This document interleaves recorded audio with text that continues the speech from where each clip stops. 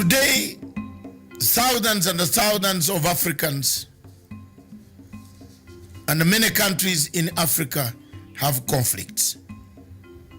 Notably, from Libya, Cameroon, Nigeria, Biafra, and Boko Haram, to Democratic Republic of Congo, of where we have seen a resurgence of the past military and conflicts coming back in that country.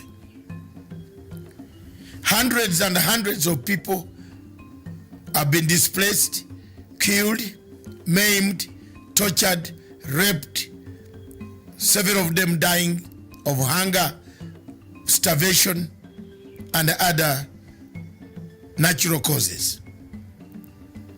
The fighting seems not to be ending. For the sake of Libya, the Libyan recognized international government is under siege in Tripoli from another faction recognized by Egypt, France, UAE, and other countries. Whereas the one in Tripoli is recognized by the UN, it has been bombarded, has been strangulated, and many millions of Libyans are dying of hunger, lack of water. The water system has been cut off. The bombardment goes on. In Democratic Republic of Congo, we've seen more of active rebel activities returning to the region after some silence has been observed. When we come to Cameroon, we see millions and millions of Amazonians slaughtered. Yet, when you come to Biafra, again millions and hundreds of millions and millions are worried, displaced, tortured by the Buhari regime. Yet again in the north, we see Boko Haram killing, maiming, abducting, and burning down villages in the same Nigeria. When you cross over to Central African Republic, the same is the history that has littered Africa. While all these events are taking shape, Africa is silent. Africa is not making enough efforts to find a solution to what is causing the problems in Libya, in DRC, in Cameroon, in Nigeria, Biafra, and now you add in Khartoum, Sudan. As people die, the people of Africa have no answers, have no solutions. There is nothing to bring an end to the conflicts that have killed Africa. We seem to be new ones manufactured, old ones reignited, encouragement coming from external powers. One power that has been seen in the shadows of all these conflicts, especially the one of Libya that has escalated in the Sahara region of Africa, is France. When you come to Democratic Republic of Congo, the same country is in the shadows. The war can be seen is France. When you come to Cameroon, in the Amazonia, the one behind that has the key to bringing peace is France. Therefore, our question as Africans, why are we silent? Why are we not saying enough is enough of the wars? Thank you.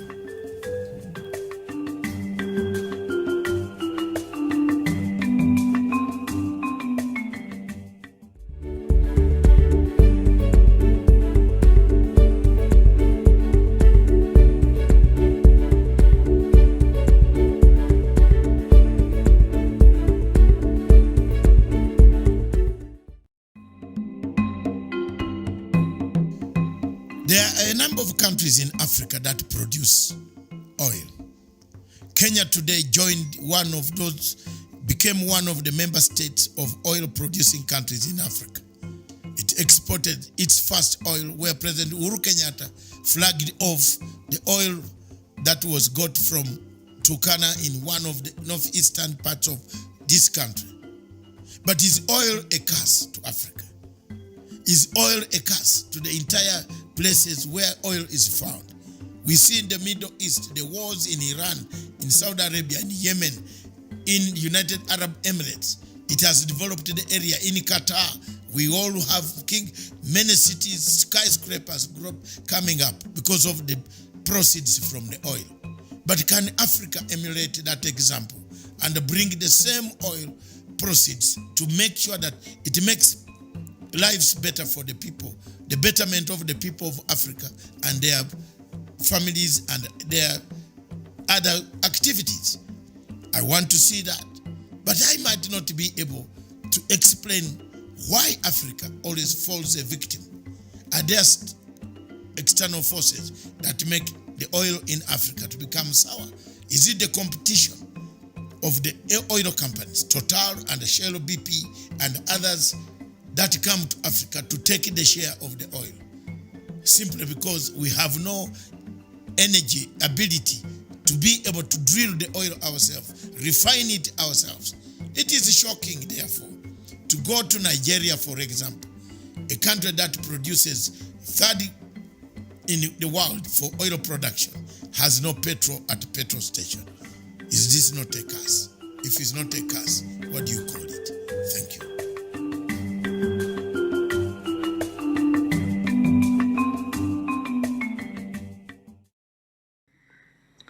We must give ourselves a different political template if we are truly to prosper and not be dragged down every single day by never-ending squabbles. Every so often, I believe, a nation must come together. We in Kenya have done so in Lancaster in the 1960s, leading to the Lancaster Consensus. We did so in the 80s, leading to the removal of Section 2A. We also did the same in 2008. And I believe it is time now also for a new consensus. And this is the aim and objective of the BBI process. In this process of renegotiation, no voice will be wrong, and all must be heard.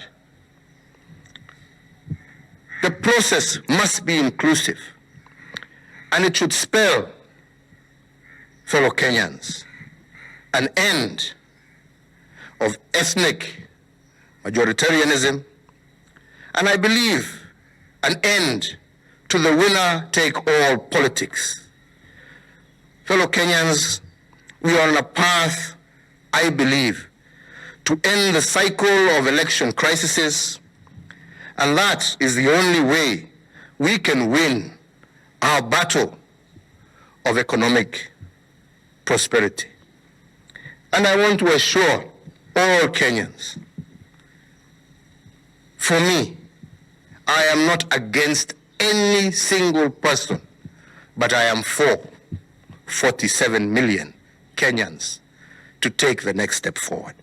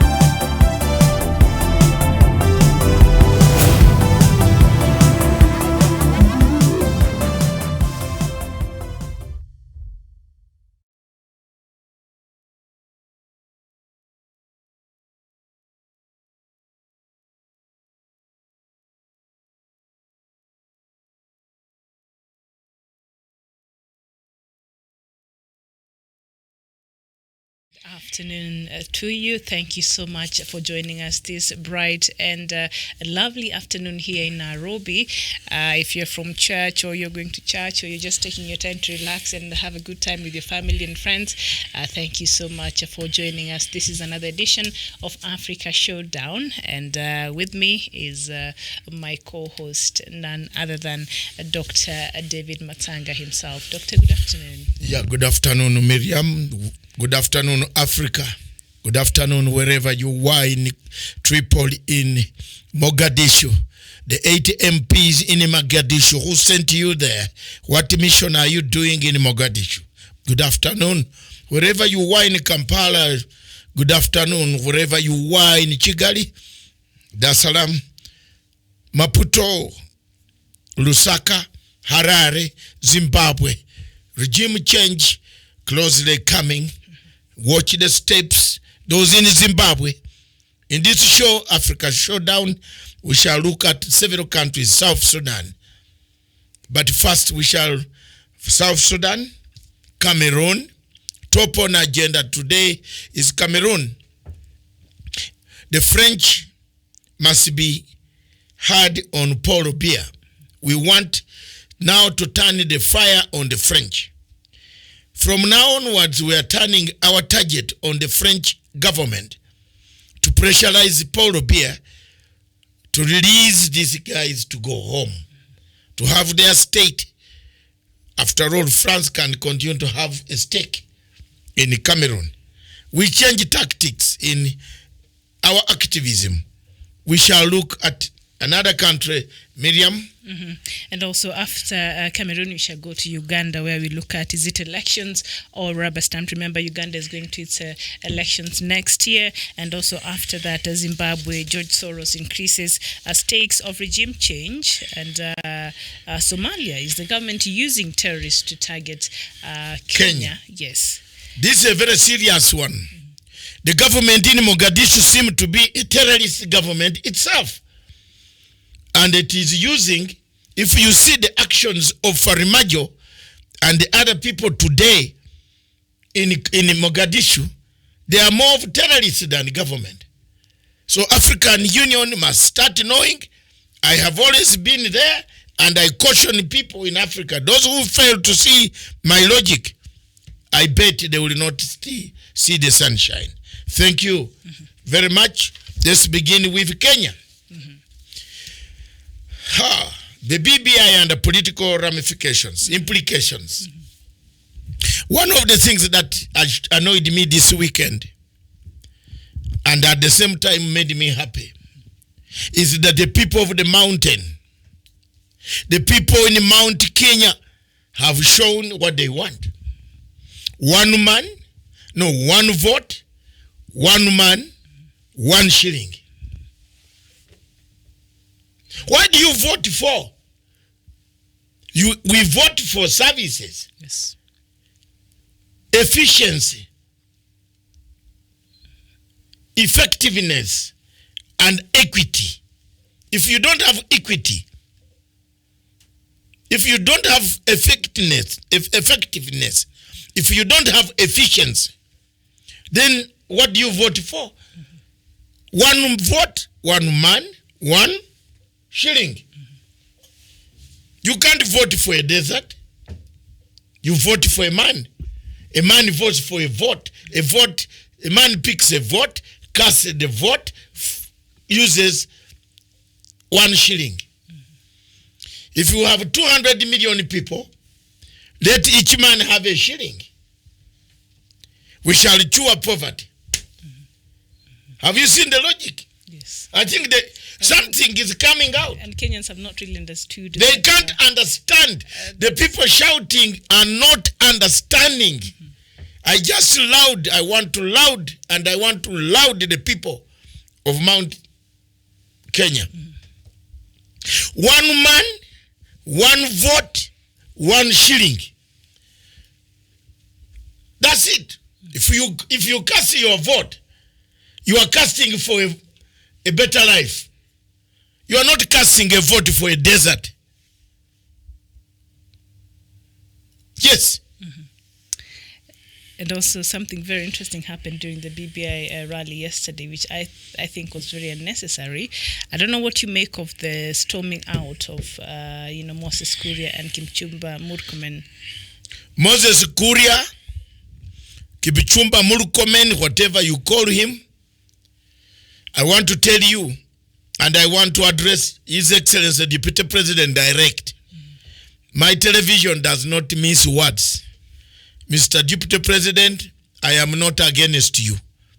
Neither will I ever attempt to be against a younger man like you, because I've seen the light before. But the people who took you to the ICC are Murkomen and Kuria. You better focus your attention on them. Kutoka leo, kama wewe ujui hiyo, watakuingiza tena shida tena. Mr. Deputy President, I'm honest. You can hate me, but don't hate me on this one. The men who brought witnesses are Kuria Moses. The man who wrote 42 pages is Onesimus Kipchumba. 42 pages to imprison William Samoei Ruto. Wacha tugonge hii mambo itoke nje. We don't want to go on beating about the bush.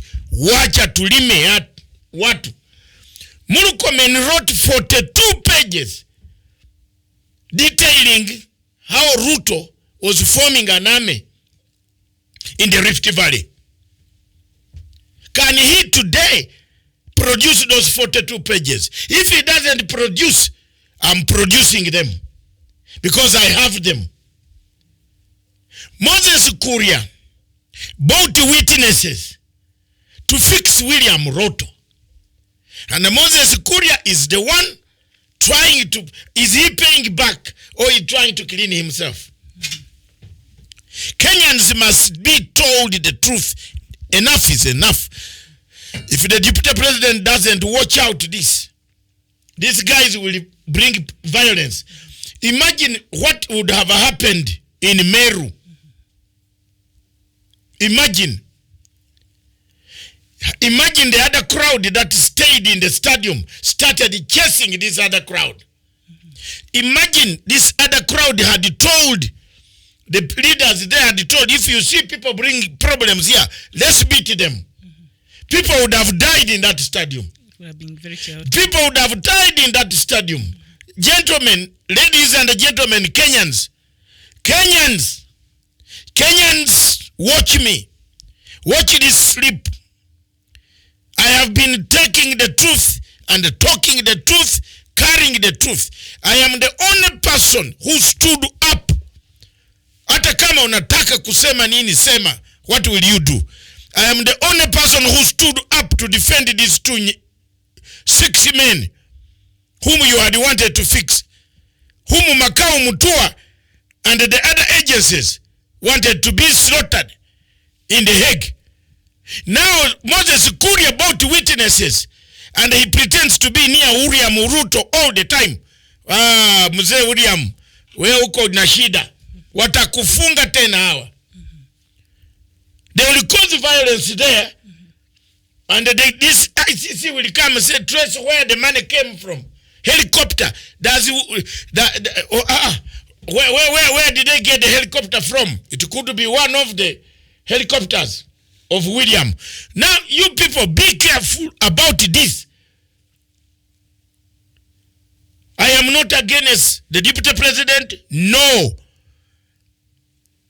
If I was against him, I would have not wasted my own money, even sold my own car for logo book to go and get there in the cold winter to support him.